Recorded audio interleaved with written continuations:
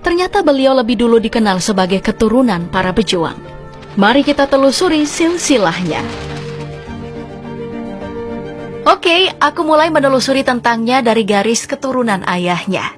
Dari garis inilah yang menjadi akar penting dari suksesnya Syahrul di kancah politik.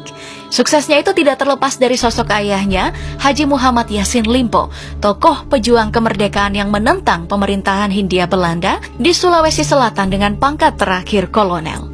Sejak masa revolusi kemerdekaan, Yassin Limpo masuk dalam bagian Angkatan 45. Di Indonesia, menyandang sebutan Angkatan 45 adalah reputasi yang sangat mulia. Keterlibatan Yassin Limpo terlihat dalam membentuk organisasi intelijen yang diberi nama Pasukan Rahasia Republik Indonesia Sulawesi atau PARIS dan mendapatkan penghargaan bintang gerilya. Punya pengaruh luas, Yassin Limpo lalu mendirikan Partai Golkar di Sulawesi Selatan.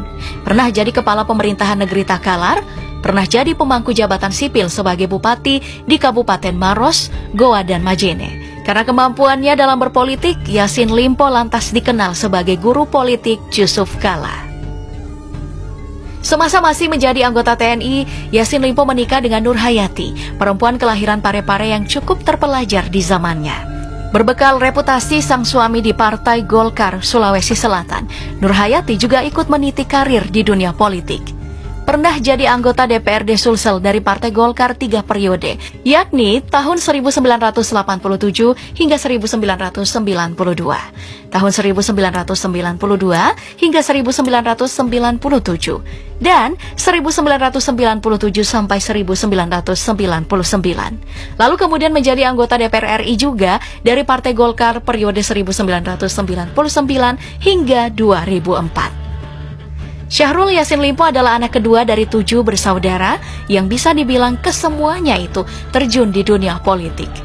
Kakaknya bernama Tendri Oleh Yassin Limpo, pernah menjabat ketua DPRD Goa periode 2009 hingga 2014. Kemudian anggota DPRD Sulsel tahun 2014 hingga 2019.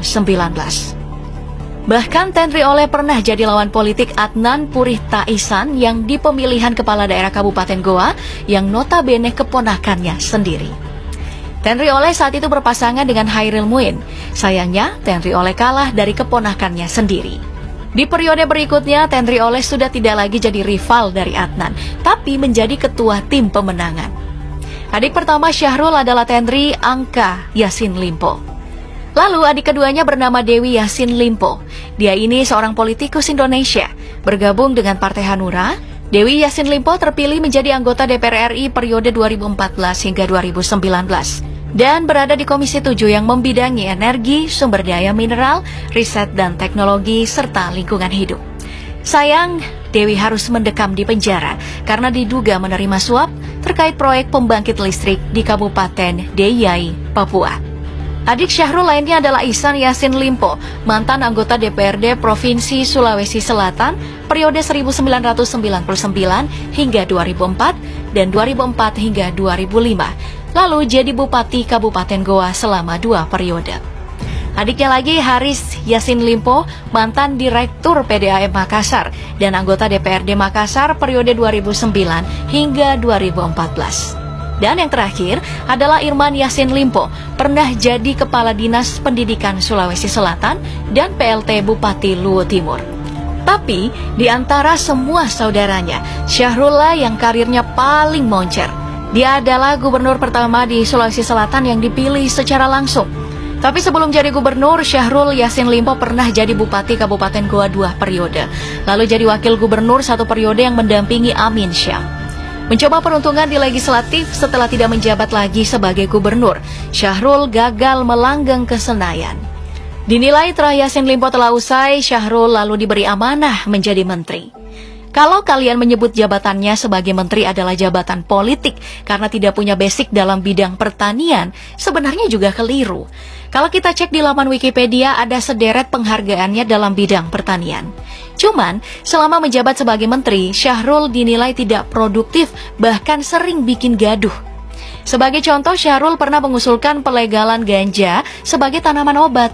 Pembuatan kalung yang diklaim anti corona, bahkan Syahrul juga dinilai anti kritik. Menghambat apapun namanya bahasa anunya terkait dengan virus corona. Terbukti ia tidak terima dikritik oleh salah satu anggota Komisi 4 DPR RI saat rapat kerja antara DPR dan Kementerian Pertanian. Jadi jangan kita salah makan obat di sini.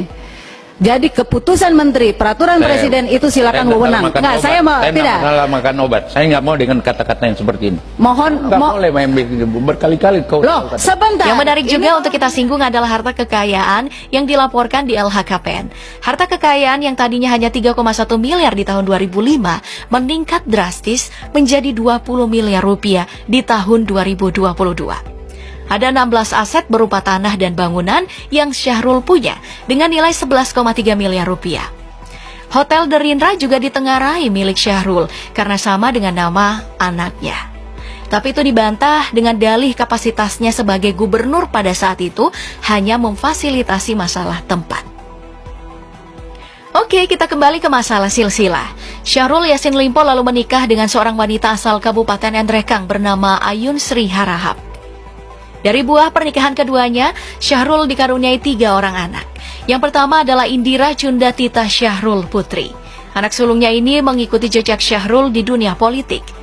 Tercatat Indira pernah terpilih sebagai anggota dewan yang melenggang ke Senayan dari fraksi PAN periode 2009 hingga 2014. Lalu di periode selanjutnya terpilih kembali sebagai anggota DPR RI dengan menjabat sebagai anggota Komisi 4 DPR RI yang membawahi urusan pertanian, kelautan, dan pangan.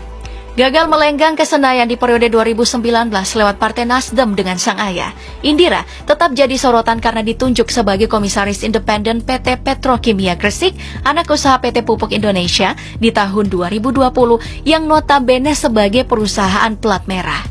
Disorot karena dinilai jabatan tersebut pemberian dari sang ayah yang menjabat sebagai Menteri Pertanian.